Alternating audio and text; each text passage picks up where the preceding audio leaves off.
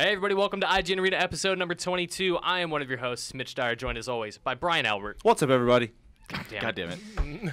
Also, James Faulkner, welcome back. Hi, we're doing a Dota cast today. We are doing a Dota cast. This isn't all Dota cast because we have a very special Dota 2 guest, Ayesee Chambers from the GoodGame agency. Thanks for having me in. Welcome, man. So, who are you? Why are you here? Why We don't know this guy. Last I checked, I bought you a beer, and you're like a stray cat. Like, you just always hang around. Yeah, hey, maybe he'll buy another one if we just have him over.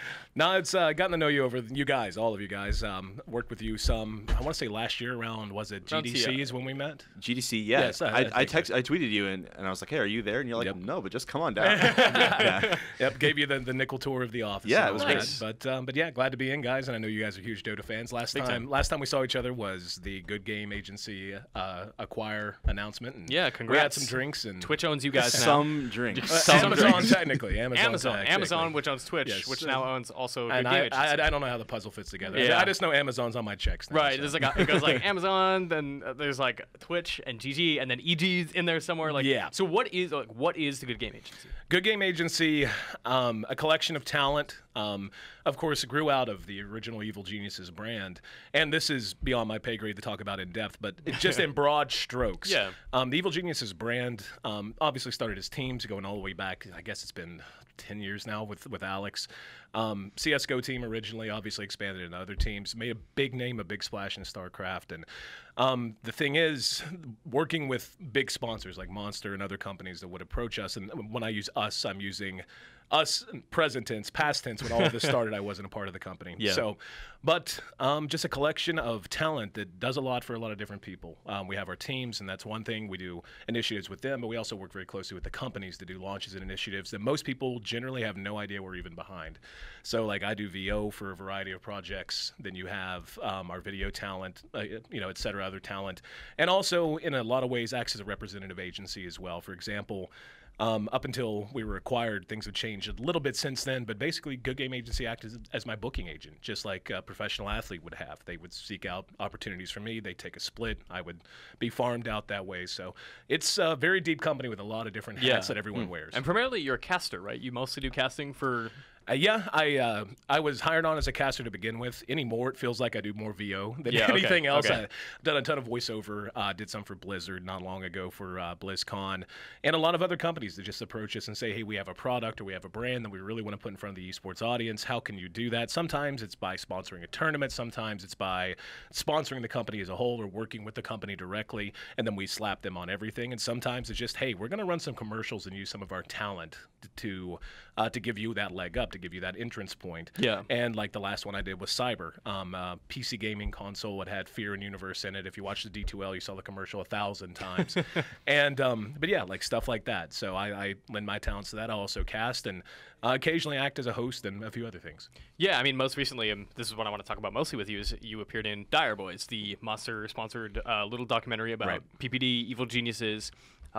Leading up to TI4. Yeah, it's like, telling the story about EG at TI4, and I've watched it twice. We had a screening Amazing yesterday. work, isn't it? It's so yeah, good. it's so good. Did you end up watching it? I was not You haven't seen it yet. Yeah. So I don't know. Tell me a little bit about that project, because it looks like you had some involvement. My involvement was mostly in orbit of it, whatever they Okay. needed, but it ended up not. They didn't need that much. To tell you the truth, all the shout outs and kudos go to three people in particular: Ryan Johnson, Anna Prosser Robinson, who StarCraft fans will know her as Jeff Robinson, In Control's wife, and she's been working with the company for a long time. And then, of course, Sean Green. Those that's kind of our video team, the production team. They do a lot of the HyperX initiatives and a few other things. That's all them. They shot the footage, they handled it, they edited it, they built the storyline. All I did was come in and say a few words. So I wish I could claim more credit. You had the really. most succinct description of Dota 2 that I have ever seen. It was magical. That's what they said. They just stuck a camera in my face and say, "Describe Dota 2 in your words." And that's what makes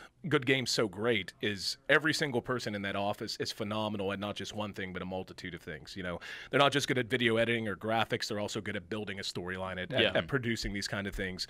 And that I just come in and sound loud and yell at a microphone, and they make it look good somehow. Yeah. So I gotta say, your description of Dota 2 was really good. I try to think of it as like, if I try to tell my parents what I do, I have to kind of make this weird, convoluted, like, oh, I'm an internet guy. Do Like stuff your on the description internet, is but- very much like, okay, I'm just gonna give you a little. I've had some practice. I've had some practice. It's with my own family too. I mean, everyone that works in gaming one way or another, and granted, the console types and people here at IGN probably have a little easier time than trying to explain. It's like, oh yeah, 15,000 people went to Key Arena to watch a bunch of teams play for an Aegis. That's a little bit more difficult, but we all fight that battle. This monster drops it. It's fine. he has cheese. Just it's fine. Exactly. Yeah. And it's something that we all do, and maybe this is just. Maybe it's just the circles I run in, but it seems like it's getting to be an easier conversation, even with people that are completely on the outside. It really has jumped forward, and of course, Twitch's acquisition by Amazon initially, and it's even people that I don't know and don't know a lot about the industry. When I say GoodGame Agency, they know that's related to Twitch somehow now, and it really is a marker for the growth that we have in the industry and the fact that we are becoming mainstream. I mean, I've been harping on this forever, and I feel like so many gamers have locked themselves into this mindset where we're this marginalized crew that everyone looks down on and pictures, from like the 1980s gamer stereotype. And I don't see that. I haven't seen that for a long, long time. And I'm a little older than the majority of the demographic, turned 30 in December. But more people are gamers now than aren't. Like whenever you look at the breakdown, every study that comes out, it depends. Obviously, the numbers flex, but it's more than 50% of people claim to play games, 4 to 8 hours a week. Yeah. So granted, we're a little bit more hardcore, but we all started there. We all started with something, be it playing in Nintendo as a kid, or hell, I know plenty of people that are in their mid-20s now that I've met for one reason or another who weren't gamers at all. They were jocks or they were just science nerds and that kind of thing. They enjoyed building rockets more than anything else. But then they get a gateway. For some, it's League of Legends. For some, it's Dota's not the best gateway game, I don't think. The learning curve's a little steep. A little bit. But, I mean, Hearthstone is a perfect example. Yeah. Those kind of games. That's perfect. Right. And you're beginning to see that really pick up in nerd is, I don't think it has a negative connotation anymore. Whenever I hear nerd and whenever I use it in the sense of someone who's just intensely passionate about their hobby and their interest, no matter what it is. Yeah. You can be a science nerd, a rocket nerd. I've known all of them. I've known hunting nerds, literally hunting nerds who will break out charts. This is going back to West Virginia where I'm from. You're talking good old redneck boy coal miners who would completely shatter that stereotype, but when you talk to them about certain things, they'll break down like charts, and they have these GPS things, and they'll tell you everything about their feeders. And where nerd is not a negative thing, and it doesn't just apply to the digital space anymore. I agree with that. Yeah, I mean, just with Dota being such an impenetrable thing, too, I feel like something like Dire Boys and especially something like Valve's free-to-play film are super important in making it more approachable. So good on you guys for getting that out there. Yeah, it's our pleasure. Just glad everyone seems to be enjoying. Yeah. Peter's certainly a fun character to follow on his own. So. That's on YouTube. It's free. It's 26 minutes long. You can just, look up Dire Boys and definitely absolutely check watch it over lunch like we did with donut holes. Yeah. We got chicken and donut holes and watched Dire Boys. It was a good day. We actually popped champagne in the office when we finally put that out. Nice. Yeah, cool. Well, they certainly deserved it. Last week while we recorded, we missed the announcement of the International Fives dates. Brian, it's busy. It's a bad time. It's actually. a real bad Bad weekend. time. At least for us. For us, it overlaps with Gamescom, which is one of the biggest gaming conventions Always in the wanted world. to go one. It's one of the few that I'm dying to go to. Like, I went just there last dying. year. Loved it. Loved Germany. I don't want to go there this year. Gamescom is such a nightmare of a show. Oh, is it? Why? Yeah, it's Why just is that? it is. So let me explain to you, at least from my perspective. Yeah. They have Germany has no noise limits, Ooh. so it's just we were surrounded by the League of Legends booth, the Wargaming booth. and Nvidia Oh. booth, and they're all just pumping man. electronic music. Just We had Wargaming at South by Southwest last year, and it got to the point where we had to ask the organizer to be like, they're coming through our stream and drowning out the casters. I had a mic this close to my mouth, and they were still louder than that, so I can only Yeah, imagine. we were That's on couches 2 feet away from each other talking, and it's like, no. Let's this just write on doesn't a work. notepad. But It's also like one of the most dense and dirty shows you'll ever go to. Like people just throw their trash on the ground. On the They level don't of care. DreamHack, is it DreamHack? Never been to DreamHack. But Okay, yeah, dense and dirty in a good way. it's same in thing. a bad way for Gamescom. It's just like those are good adjectives, though. yeah, Right? dense and dirty. Yeah. Dense and dirty. and I think at least from like the conference, like a lot of kids will take Eurostar into the city of Cologne, and they'll just like camp out on the things, like not shower and stuff like that. So it's just Cool. It's just one of those things. It's a public show, and how many people? Like 300,000. 300,000 people over the Oh my weekend. goodness! It's terrifying trying to get through those halls. I Yeah. can only imagine. I mean, last year at the end of last year, we saw a little bit of drama from players talking about there being too many tournaments, it being too busy, too exhausting. What do you make of this, right? Like, this is a tournament that starts on a Monday, it ends on a Saturday, August 3rd through 9th. That's a long time for, group stages, qualifiers, finals. Nobody cares. They could have the international for 6 months a year. The amount of money that's Good point. involved, like the players aren't going to care about that. But to address the point, which is how the saturation point has been reached. And one quick question: didn't EG actually kind of bow out of a tournament recently just because they were Oh exhausted? yeah, no, it's not just EG. Plenty. I mean, Yeah, hell, yeah, D2L, like our D2L season this year was rocky, to put it very mildly. And yeah, a big part of that is we went to like Secret. Secret originally signed on, and they said no. I'm not going to get into the reasons why. Yeah, It's not some backroom stuff. It's very bottom line kind of stuff. But anyway, they weren't impressed with the prize pool growth because basically there was none. Which, as to another point we might bring up we'll later, talk about that later. the value of cosmetics and how that kind of is warping the view of what esports in Dota 2 is. And not to make a judgment call whether it's good or bad. I don't think that the perception is really in line with the reality based on what we see behind the scenes and what we have gathered and the way we're affected by it. But anyway, yeah, I mean, EG, Cloud9 bowed out of ours. We didn't have Vici or Newbie, same reasons. Navi ended up dropping out due to other commitments. So, yeah, I mean, it's definitely hit the point where things are super concentrated. And if there's a worry that I have, it's that so many organizations that are running tournaments right now are basically in a situation where either they succeed wildly and make a little money and enough to not only they make enough to have another tournament and to maybe make a little profit, or they fail and they've been blown a huge investment. And thankfully, that's not an issue that we have with the D2L. I'm a smaller part. The D2L is a smaller part of a much bigger machine. But with the saturation point being what it is, more money coming in, and the money coming in, it seems to me, is not always coming in with the right expectation of what their ROI is going to be. And that is anything from sponsors and, that's a whole other discussion. I could speak for an hour on this because it's the kind of thing that we discuss every day in the office, trying to figure out how best to not only succeed where we want to, but to give people what they want and to give them the things that are not only going to sell, but are going to please. But it's a very tumultuous time right now. And Dota 2 seems very stable in a lot of ways it is, but the statistics I've seen, and granted I haven't vetted them completely, so I could be way off base, but the growth in Dota 2 right now is taking place in a number of regions. China, for the most part, South America is growing like wildfire. But these are not regions that are going to be that are huge demographic targets for especially Western-based sponsorship. It's not too many people in the West are really seeing Brazil as a huge place to throw their sponsorship money.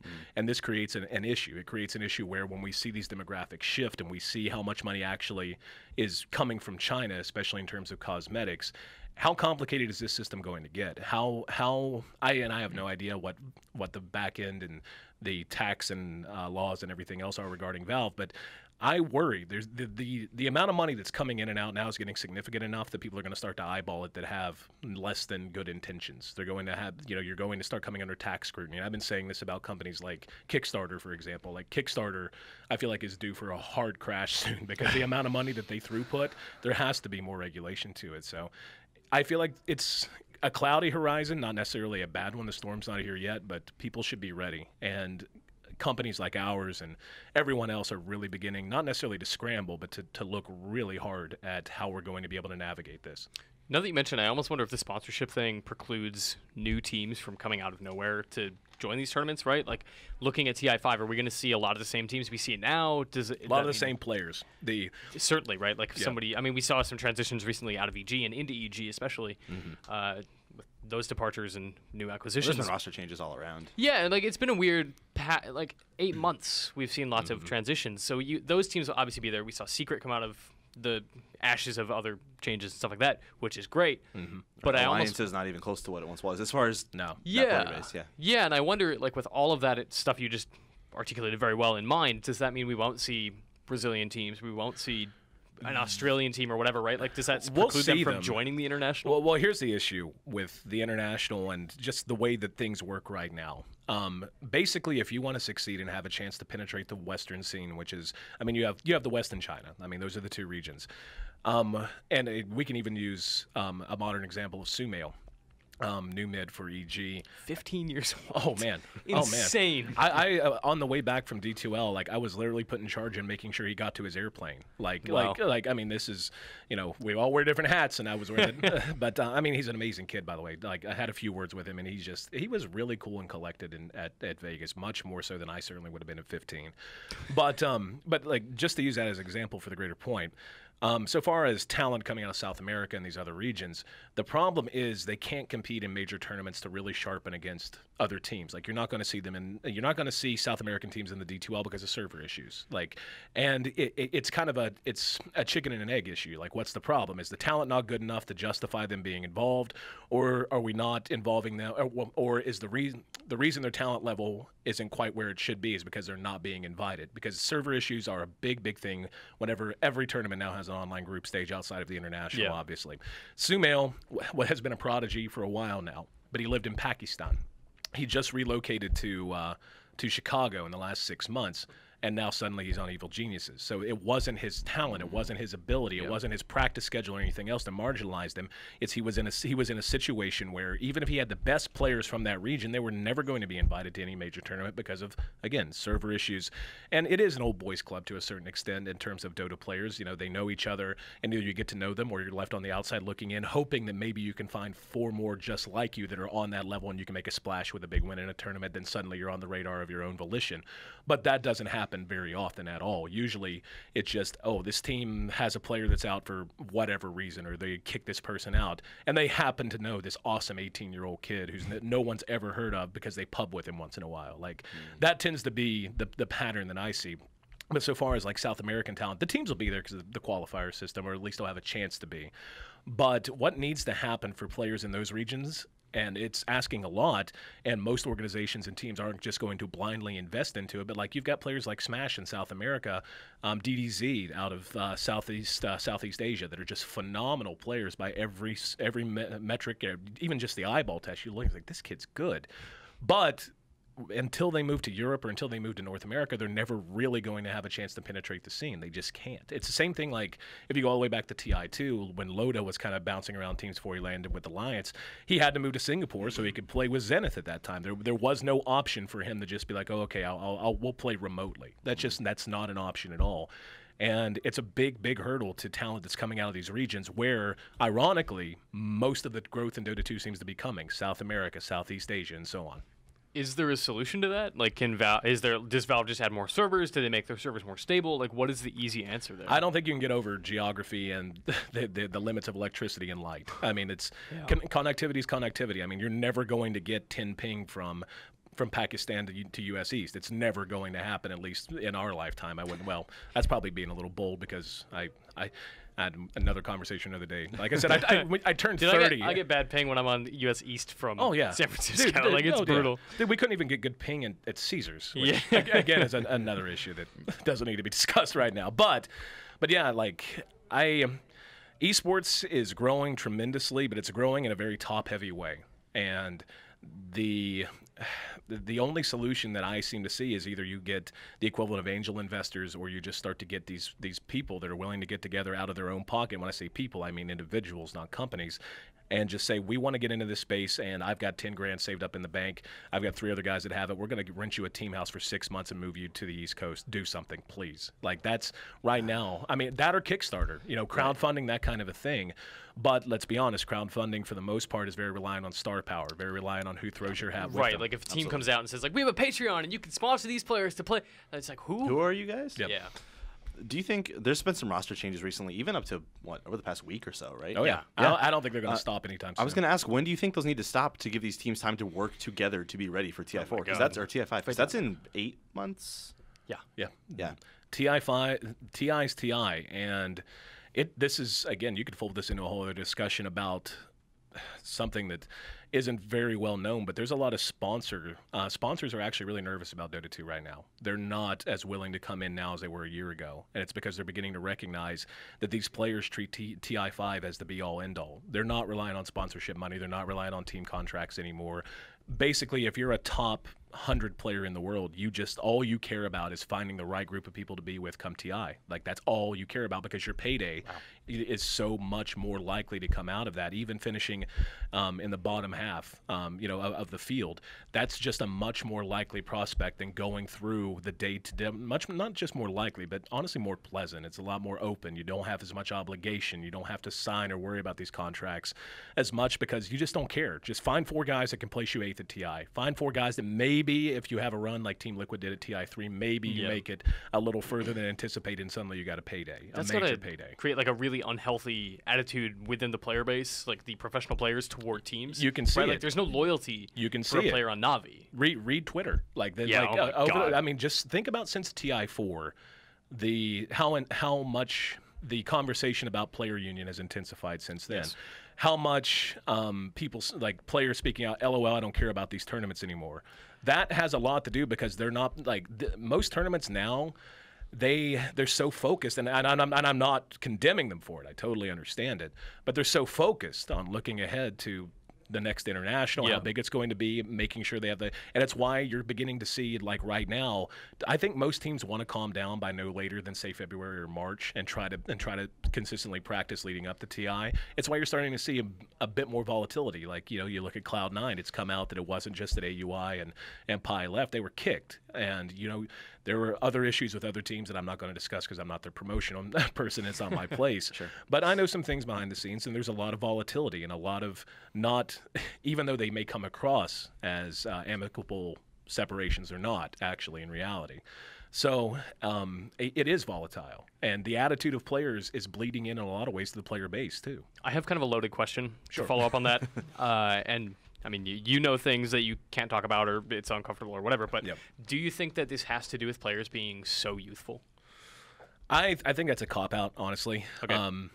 I've just been curious. No. I'm not to be accusatory of them, right? Oh, no, absolutely. Because I'm still way too immature and dumb to make any of the decisions they're making. I'm not sure if that that's the factors in. thing. Everyone in this room, we work full time in this industry, and most of us got into it relatively young. I actually came in a little bit later. I didn't get into it until I was 24, 25, but most of us, we know how to put our shoes on in the morning. We brush our teeth, we get on the BART, and we get to work.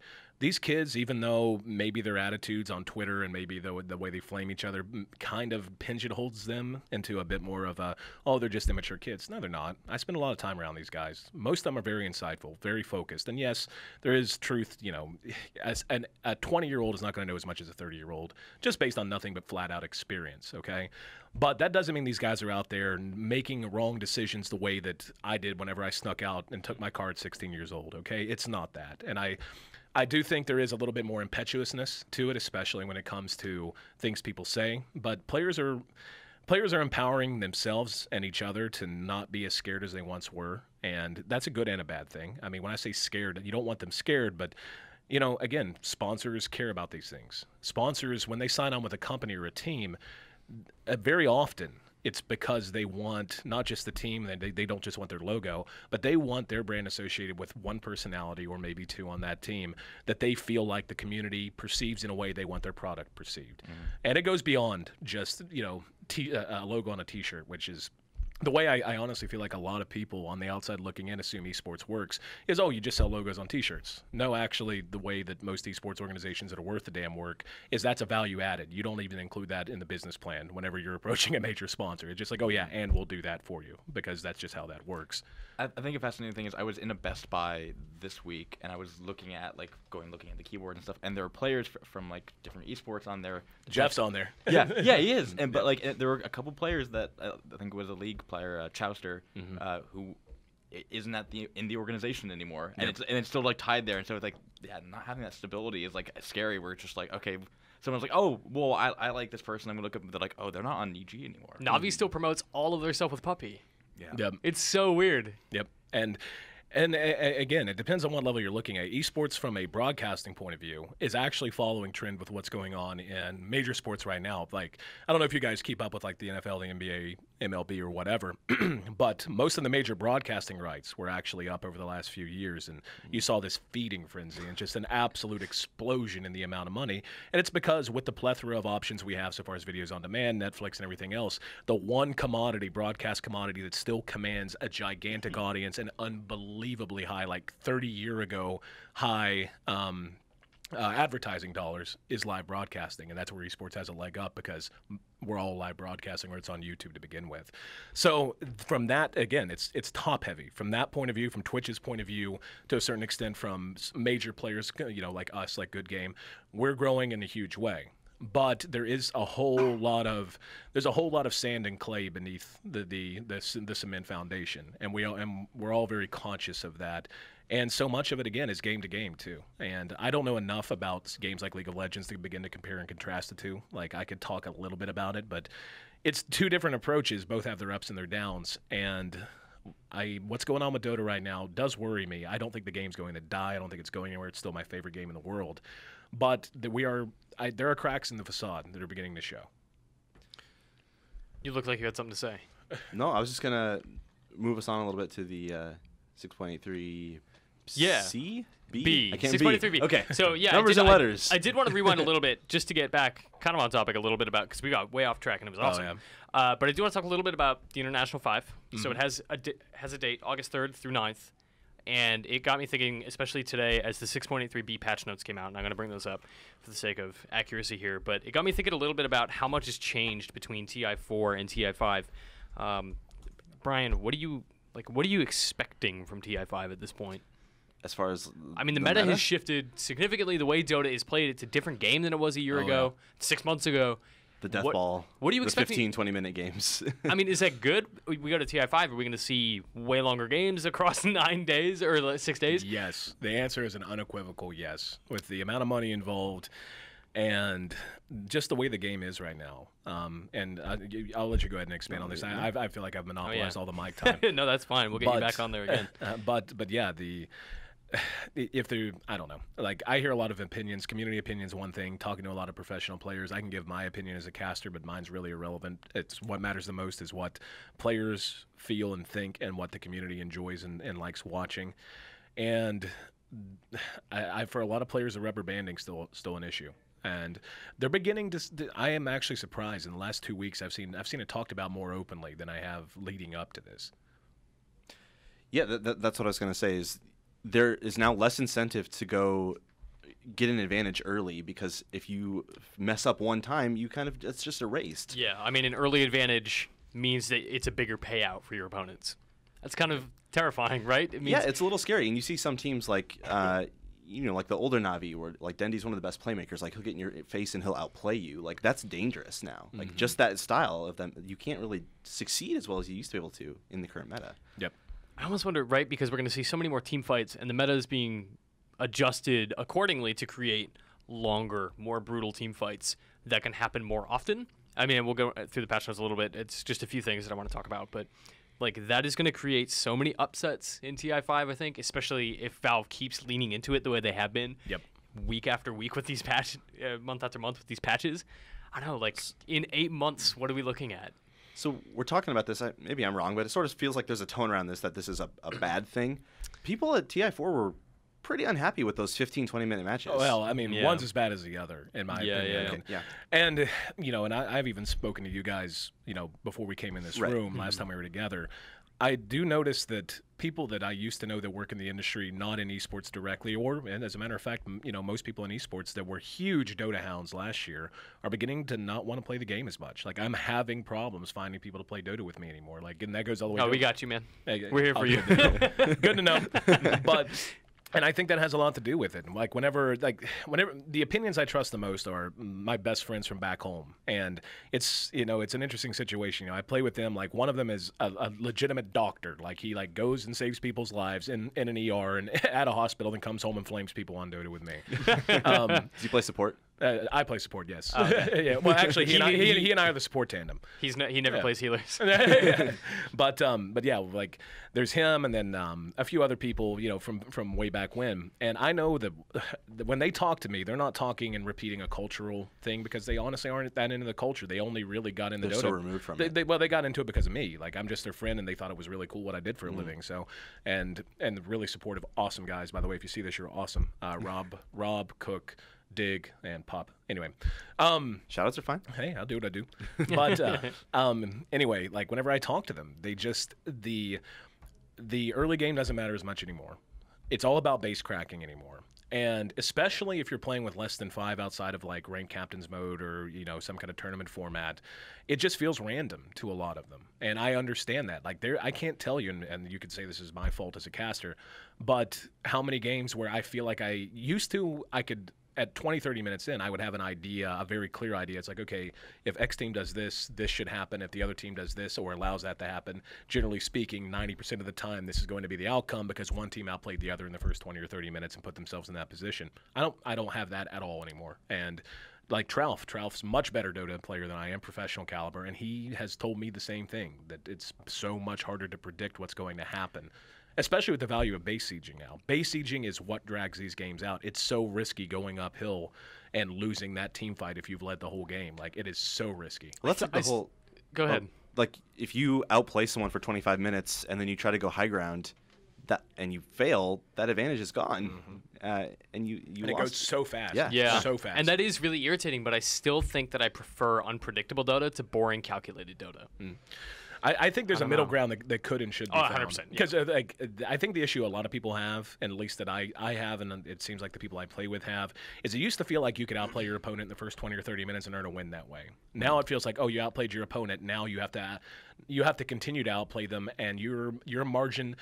Like before, it felt like if you outplayed your opponent for 20 or 30 minutes, your margin for error was wider. And anymore, it feels like it either doesn't expand at all the longer the game goes if you've outplayed them for 20 or 30 minutes, or in some cases it even shrinks depending on what their composition is versus yours. And so much of it now is draft. Like the draft really, really dictates, and it always does, but it used to dictate the laning phase and what your options were. Now, in a lot of cases, it feels like the draft dictates X team has to do this, the other team just has to do this. If you draft better late game, survive. Don't give up high ground. If you draft superior mid game, you'd better win in the mid game if they have a Spectre. Yeah, we play a lot of games. I can't like tell you that. how much Spectre and Medusa I've played. Yeah, Prime plays a lot, and he's like, just live. Yep.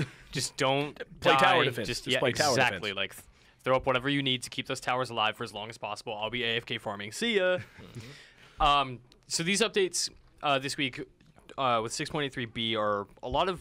Not even a lot of it, it's like less than 10 very minor updates I think are going to make a little bit of a difference now, but I think it's really going to lead into what I would assume is the new Bloom update. I think that's going to be the next big one. And I don't know, maybe we talk about new Bloom later, but generally these are the most notable updates for me. Anchor Smash radius reduced from 400 to 375. Not a ton, but just enough to nerf Tide a little bit. I mean, he's taking James more says time. He's taking hit after hit, man. Yeah, I mean, the He biggest needs hit was more Tide on her. the biggest hit was the map redesign. Yeah, sorry, Tide. You can't Yeah, stack those that ancients was the as well. biggest Tide nerf Yep, was for sure. Roshan's Pit. Brewmaster's Hurl Boulder damage reduced, which is good because that guy really makes me mad. I think Yeah. Brew is like the most boring hero in Dota for me right now. Pounce damage for Slark reduced. A bunch of math I'm not going to really worry about. Juggernaut's base armor reduced by 1. Thank you, because that dude is getting way too much play right now. Omni slash cast range reduced from 450 to 350. The Tralf update, by the way. I don't know if you listen to D2L. Tralf complained constantly that people weren't building Blink on Jug, and now you reduce Omni slash cast range. That's a Tralf update, telling you.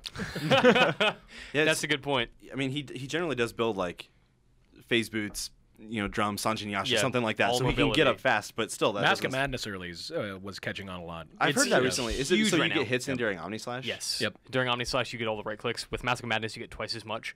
A level 16 Jug can get like 800 to 1,000 damage extra just for right clicks during Omni Slash. It's nuts. It's unfair. Like he's sort of broken right now. He's so strong. So you think we're gonna see Blink on Jug? No, I mean you can build him however you want, but like that's like Blink on Jug. I feel like Juggernaut needs these nerfs, like you said. The armor hit he really needed.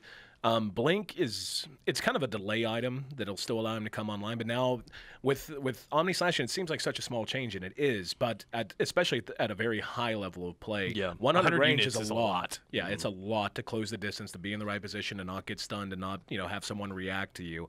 And it makes Blink, it makes the choice to go something like you said, a build like Mask of Madness, SNY, whatever else, a little bit more risky, because for a while.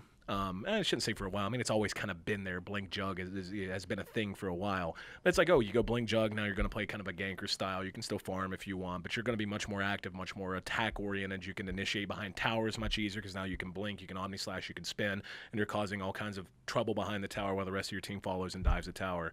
So, but yeah, I like that. I like the fact that now you're a little bit... You need that Blink a little bit more, so it's more of a hard decision to make how early or if at all you're going to get a Blink instead of going straight up right-click build. Magic Missile cooldown went way up. Level 1 is 13 seconds now as opposed to 10, and then it scales down per level, which is good. I feel like, she was getting Vengeful Spirit, that is, was getting way too much, way too early. Well, the issue was in the laning phase in particular, at least that I saw, is you would have these situations where Venge would gank, she'd come out of the jungle, she'd roam. She would land, you would have a side that was pushed up a little bit too far. She'd land a Magic Missile to start the fight, then they'd run, and Magic Missile always seemed to be just off cooldown right before they got to their tower. So it's like that 3 seconds, it doesn't sound like much. And in the grand scheme, it's not going to change the entire complexion of late-game team fights, but in the laning phase, and especially her as a mover, as moving across the map, now she's a little more in line with what you expect. Chronosphere mana cost is increased from 150, 175, 200 to 150, 225, 300, which, late game, come level 16, I think 300 mana versus 200 mana isn't a ton, but I think it will hopefully reduce the amount of yellow spheres you see. People, just diving in and throwing them up. Making it more mana, increasing the cost makes it more valuable. I also haven't played Void in a while, but I'm not sure what his mana is usually sitting at by the time he grabs a refresher, if that happens. Does that make this not... Yeah, by the time you get a refresher up, mana's not that big of an issue, especially if you have a support with Arc Boots and you're on top of that. But I think you're more onto the point. Is Void is a hero that he wants to farm, he wants to gank, he wants to be active. And, you don't see him run in the one position that often anymore. Usually it's an offlane kind of a thing, and it's all about map sustain. Can you go YOLO Sphere, get a kill, and then what do you have to do? Can you then just fall back farm while your mana regens and know that you've got it back up as soon as the cooldown's off, or is it now okay, I use that, now I have a choice? Do I go back to base? Do I have to go? I mean, in Arc Boots, obviously, and items like Soul Ring, I mean, you can always be like, oh, if it's a problem, just build a Soul Ring. 800 gold, Soul Ring's kind of a good item. But yeah, I think it makes, and again, a lot of balances in Dota in general, but especially this patch, and I just read over them right before coming here. Whenever I look at them, it's like, okay, you're making decisions a little more hard. You're not necessarily limiting what a hero's capabilities are. You're just saying, okay, you can do this, but maybe you can't do that right after. And that's usually very, very tight balance. Yeah, and these notes came out today as we record this, yesterday as we record this, earlier in the week, January 13th. And there's no real theme here. There's not a ton of major shifts, but I wonder if it is kind of pointing toward a bigger update come New Bloom time. I don't know. What do you expect out of that next major patch? Hard to call. I mean, New Bloom and all of this ties into the value of China right now to Valve and Dota 2 in general. The amount of money that's coming out of China for cosmetics is ridiculous. So New Bloom's going to be a thing, I would imagine, quite a big thing, probably even bigger than it was last year, because that is a demographic that Valve has a ton of room to grow in. Last year was big. There were sets for tons of new heroes, and the Year Beast. The first Arcana was last year at New Bloom, right? Was? No. First Arcana was Lena. Yeah, first Arcana was Lena, then it was what's her name? Legion Commander. Oh yeah. Then Terrorblade, then this awful PA Arcana event. Don't forget about Shadow Fiend. Oh yeah, and Techies. Techies had an Arcana. Oh yeah, whatever. Who cares? Who cares? One interesting thing I want to point out that the respawn time scale.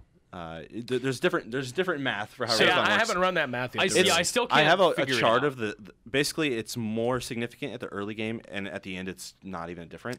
But the most significant difference is at level 1. Instead of being out for 4 seconds, you're now out for 8.8. So it's under 5 seconds difference at max. Okay. Early on, that's and how does that scale up for the first 6 levels? Here, go and take a look at that right there. Oh my God, what is this graph Go ahead and talk. Chart thing? Talk okay. about I mean, I think up until around level 12 or so, you're around 3-ish seconds added or something like that. I'm curious. It doesn't seem like a massive impact to me. The only thing that comes to mind immediately, and like you said, I don't know, nothing jumps out immediately outside of jungle suiciders who go into the jungle and intentionally build towards an item and they suicide at like level 3 intentionally, like they spend all their gold, suicide, then they can regen, then walk back into the jungle. But how big an impact's that gonna have? Like, I don't know. Right. Yeah, 5 seconds less in a jungle is like whatever. Yeah, it takes. exactly. The respawn I'm concerned with is when you get necro ulted and then you man. lose your lane. Oh man. That is getting increasingly out of control for us. Really. Like we played against a couple so necros, and it's like early on, especially like at level 6, getting necro ulted, you were out for so long. It seems excessive. Yeah, it's a bit much. Oh man, Well, the hero's just so damn strong, and especially in like an aggressive trial lane, it's beefy, where you basically just say, okay, we're just going to put 2 beefy supports with a necro, and you better kill us, or you're going to die to Heartstopper aura. If like, I play like a Spectre and I see that, I'm like, well, GG. Like, goodbye. Yeah. Man, let's just start running a necro support in lane Spectre with We need to play easy. Every time I lose against heroes like that, who I never play necro, by the way, or Slark. You don't play anybody who's not named Spectre. That's true. Dude, Slark's so good. Slark is so good. You've got to play so Slark, fun. dude. I've never Love played that him. man. I most recently started playing Queen of Pain mid. Pretty, she used to be there, and I don't know. I just haven't played her much, and I'm honestly started playing her because she has those new wings, and I just wanted to see what they're They like. look awesome. Also, she's amazing right now. She's just fun. Yeah. I like her blink range is so huge now that you can just close any gap. You're like, oh, you're across the river. Goodbye. Free rune control. Every single rune. Yep. Aaron, you mentioned a lot about items being a big deal in Chinese Dota. The Dota Asian Championships are happening right now. In that compendium, there is a question that stands out to me as being very concerning, and it's, did you buy this compendium for items? Well, I don't know, like, basically you either say yes or you're a liar. That's how that works. And I did say yes, because I bought that knowing that I would get treasures for leveling up. I bought compendium points to boost me to 50 so that every level I would get more treasures. As time goes on, I'm starting to realize that I'm buying esports tickets for items. I bought the Canada Cup specifically to get Bearski. I watched 2 games, and I was totally happy. Yep. I feel like that's a problem. It is. And I know that a lot of people won't necessarily agree, but I feel like buying into an esports event, especially if you're contributing to the pool, specifically to get items, your heart being in the right place doesn't matter. They still get that money, but at the same time, I feel like there has to be another way to get people enthusiastic about increasing a prize pool, about getting more involved in these kinds of events than items. Well, there's good and bad here. The good, as you said, is it's irrelevant in a lot of ways whether they're buying a ticket for the ticket itself or for the item. The experience of D2L Season 5 showed anyone who cared to pay attention the value of that. Our Void item never went in, and I still have no idea why. Just never went in, and I think it has something to do with their new particle system. They're building a particle exporter or something like that. Again, beyond my ken to comment on, but it never went in, and we sold next to nothing. And then you take a look at what's going on with like Star Ladder right now. I don't know if you guys saw what they're planning to do with their next season. I actually knew about this ahead of time, and of course I'm going to keep it private, even though I'd kind of caught wind of it. Their next ticket's going to have 6 bundles. 6. Whoa. Okay, so. What they had last time? They had the Lich set. I'm going to buy every single one of them. They had the Lich set. They had the Tiny set. I think the ticket comes with all 6. Like I could be wrong here. But I think it does. Crap. That, or they're going to sell each bundle individually and then still attach a ticket to it. But we'll come back to that. And they're going to be awesome bundles. I got a preview of one. The guy who did them is actually a good friend of mine. He's Manny, and he lives in the Bay here, and he's just a phenomenal artist. He's done some of the sets for us too. So plug there, check him out. You'll like him. But the good of this kind of a system is thus. The item sets give people a reason to want to spend their money outside of wanting to support the tournament.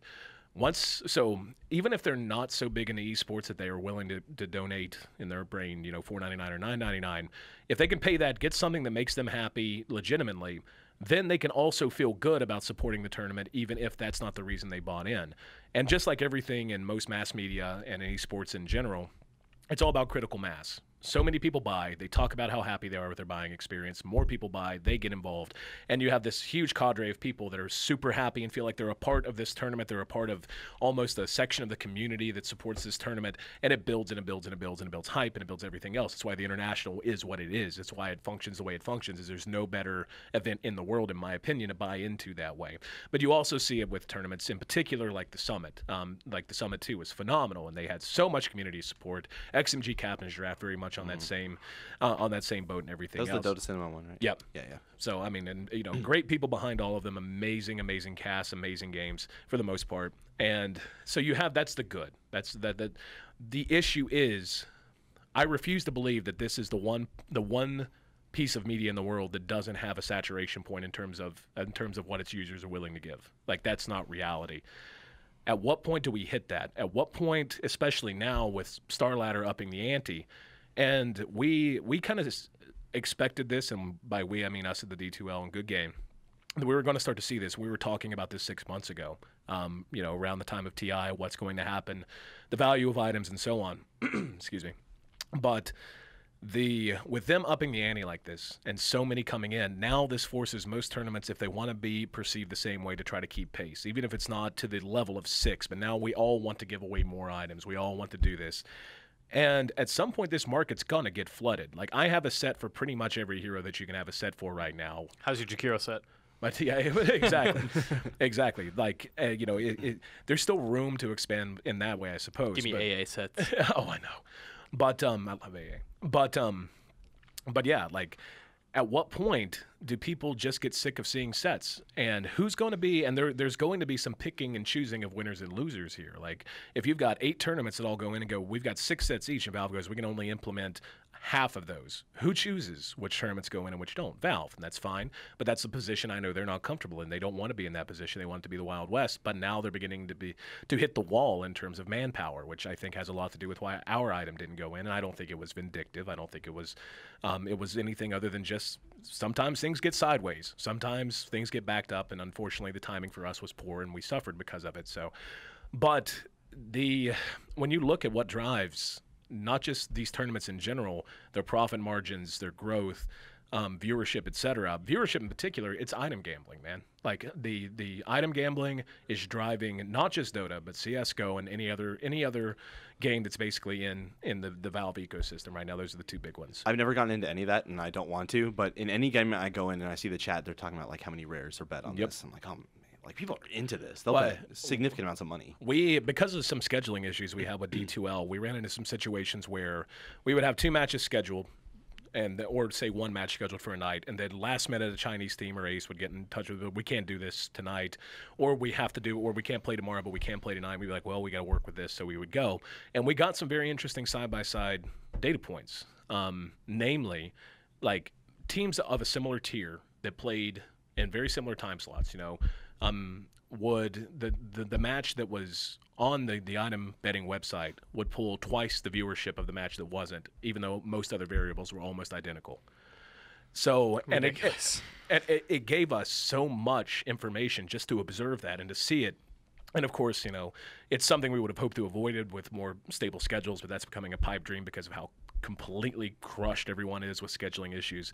But yeah, the concern to me is, if we get into this race, tournament organizers get into this race of who can give away the most, eventually people are going to get sick of it. There's only so many tickets they're going to buy and get a gajillion sets. How many sets for Gyrocopter can you have?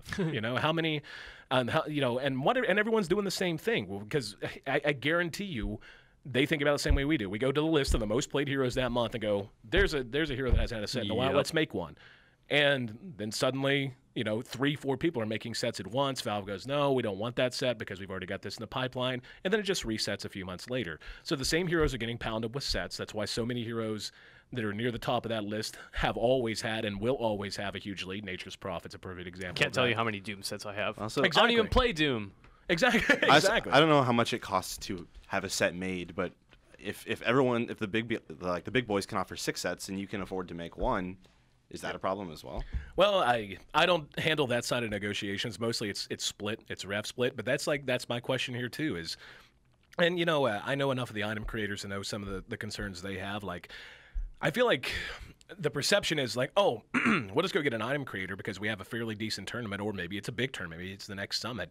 We're going to go get our item creator and be like, oh, we're going to go handpick them and be like, make this awesome set, and they're going to make this set, and we're going to make a gajillion dollars. It's all on delay. These sets take longer than a week to turn out. They take at least a month, sometimes more, to really get everything right, especially if they're a very elaborate set and all this. So that's not as easy as I think people assume it is to go to a big name like TV Dota, or to go to a Nuxie, or to go to Manny, for example, and be like, yeah, so why don't you invest 3 or 4 months of your life with no guaranteed payment on commission to do 4 sets for us? Like, that's... With sets that may or may not even make it in. Right. Right, exactly. And so it's very, again, tumultuous is the word. There are a lot of moving pieces to all this that concern me. And, like, I totally support Vlad and what he's doing with Star Ladder. He wants to be the one who pushes that envelope. Why wouldn't he? Why wouldn't he be the one that's ready to up the ante? He hired on amazing talent in Manny, and yes, it forces us. It's not about that. It's about a long-term view. Like, what about TI5? Are we going to do a whole crap ton of Immortals again and hope that it pays out? Will it pay out? Will we hit that threshold? What are the consequences of it? Like, if we exceed and we go to 20 million raised for TI5, what does that do so far as expectations versus reality of terms of the money that's involved, just because one event is pulling this much because it has this much attention? Or what happens to the community's head of steam? What happens to the passion and the interest when maybe we pull 8.8 million this year? Like is that realistically something that is on the table? Could that happen? And what's that going to do to sponsor perception? What's that going to do to team interest? What's that going to do to organizations who are dumping all of this on the expectation that we're always going to be on a straight line up, and then maybe we flag a little? Like, what happens then? And it's scary. It's still an amazing game, still an amazing community. If there's any community that can get through all of this, it's a Dota community, but there are concerns. Do you think that saturation point hasn't been reached yet because there's this constant influx of players from massively populated areas like China and South America? The thing is, the money that comes in from cosmetics, the majority doesn't go back into our community. Like, it just doesn't. Valve takes the lion's share of it for the most part. That's fine. It's their game, their infrastructure. They invested in it. I'm not judging, not complaining. But it's, you see, I mean, just look at TI, 10 million, but that's actually closer to 30 million that was raised. So as much as that was raised, and it went back out to the players in general, and, there's always situations with splits with teams and all that, even though that's becoming less common now and everything else. But a wildly successful event doesn't make as much money as I think people assume it does, especially when you factor in, I mean, again, the Summit 2 was an amazing event. I'm sure they did very well, and their brand is only getting stronger. And I know LD and Gods well enough to know that they're as bright and as savvy as guys as I've ever met. So they're going to be fine.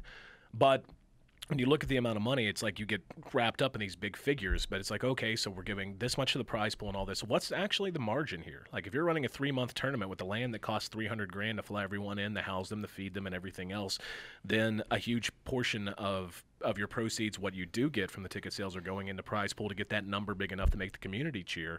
Where's your profit? Like, the profit, and especially, for these productions that involve dozens of people, or, involve huge production. Like, it's, I don't know enough about it.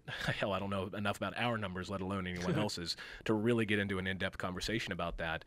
But it is, again, it's an issue of perception versus reality. And it's worrisome to me as a guy who came from StarCraft originally, that maybe there's going to be not necessarily a crash or a dying or anything like that, but things stumble sometimes. And how's that going to affect people who are right now hinging everything on the idea that the Dota is always going to continue to grow? There's going to come a point where we level off, and maybe we level off and go up again. I don't think we're anywhere near a point where we're going to level off and go down. But it's a mistake for the community and players and organizations to not have these things at the forefront of their mind now, so you prepare and you recognize what the dangers are, how best you can avoid them, and for especially the business owners, for the tournament organizers, for teams, how best to secure your future in this space, because it can come and it can go very, very quickly. Interesting times, man. Yep. Dota's weird right now. It is. But it's I odd. still like it. Still think Dota's pretty play good, it every single though. night. Still going to play it today. Let's play some Dota tonight. Yeah. I could probably do that. Any parting thoughts, anybody, before we go? Do we hit it all? Do you think TI5 will hit 11 million, James? I'm not sure. Like that's actually what you're saying, because it occurred to me earlier today. I was like the fact that what if it happens? What if it doesn't? Yeah. Yep. And that's like you said, it's not scary, but it's just it's concerning. Yeah, like I would say like our audience doesn't particularly like care about like a lot of IGN's audience does not care about MOBAs, and we know that. Yeah, but we're here for you. But when that article comes you out, do. When that article comes out every year, and people are like, holy crap, $10 million. Yeah, right. That 20 million viewers. Yeah, for at least for our audience and the people that care, like okay, this is what's interesting. This is like now it becomes a thing, and we saw that with even with Smite recently, where they had they had a $2.6 million prize pool. Yeah. By the time you hear this, I would assume that Dota Asian Championships are up to 2 mil. It's up to 2 million. Almost. By the time this episode goes live, I'd bet it is. Oh yeah. And so people care about the number, and so yeah, when it doesn't, then like okay, where do we write that headline, or it's like they reach this amount of if money? it doesn't reach the same, like, is that a weakness? Is it failing, or is it just like a perceived failing? Right, or is it just what it is? It's the grand worry of crowdfunding. Crowdfunding is all about momentum. You know, you can talk about it's like, oh, we have a great product, we have a great service we're going to offer, but the way that you get the person to give you $4 or $5 or $20 they normally wouldn't is when they see other people, so many other people jumping on board, and they want to be a part of it too.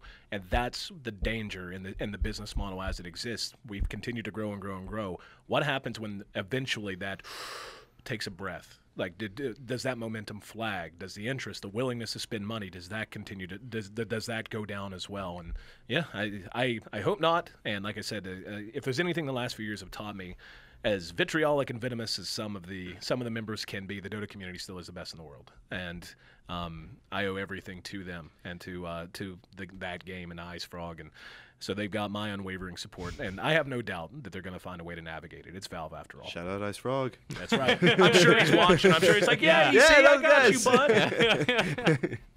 Awesome. Guys, thank you so much for joining us this week. Pleasure, my friend. Aaron Chambers, thank you so much for stopping by. Dude, how often can I be in? I'm literally... You want to come by anytime, man. Like, if you want to do this every week... Blocks away. Yeah, exactly. I thought we were around the corner, but... Yeah, not quite. My directions were not very good. I'm sorry. No, it's actually my fault for making an assumption and making an ass out of you and umption. But but anyway, yes, anytime. If you guys want to do this every week, I'd love to be in. Awesome. We'd be happy to have you. We'll probably be talking a little more. It's just you have this perspective that we don't get to see. And so when I hear you talk about it, I'm just like, yes, tell me more. Keep talking. You can find James, Brian, and I on IGN.com, and you can subscribe to this podcast on YouTube.com/IGN Arena. Subscribe to us on iTunes. Search IGN Arena on Facebook to find that Facebook group. Brian is at Albino Albert on Twitter. I am at Mitchie D. James is at James_Faulkner. Yeah. Aaron is at AYESEE. Where can we find you? What are you doing? What do you want to promote? Share us your goods. Twitter's good. Twitter's always good. You can find me on Facebook, YouTube, and elsewhere under ACTV. If you're interested in the D2L, of course, it's twitch.tv/D2L. Trying to think if there's anything else. GoodGame Agency, good agency. I don't think we have any official social media to promote right now, but yeah, hope to see you in the stream. At Twitch. At Twitch, exactly. There you go. Just Follow check Twitch. out at Twitch. If you haven't heard of it. Amazon, small company. Maybe you've gotten some things from there. Awesome. Thank you so much for coming. I bet we'll see you back on IGN Arena real soon. Love to, man. There will be a separate league thing, something this week. Yeah, for those who are paranoid about this just being an all Dota show forever, don't worry. We'll get back to normal broadcasting very soon. But it was a special episode with Aaron, so we had to talk a lot of Dota too. Appreciate lots it, guys. going on, lots to talk about, obviously. Please come back soon. I will. I already miss you. Yeah. All right, thanks, Love you guys. Thanks for watching. Bye. Thanks for listening. See ya.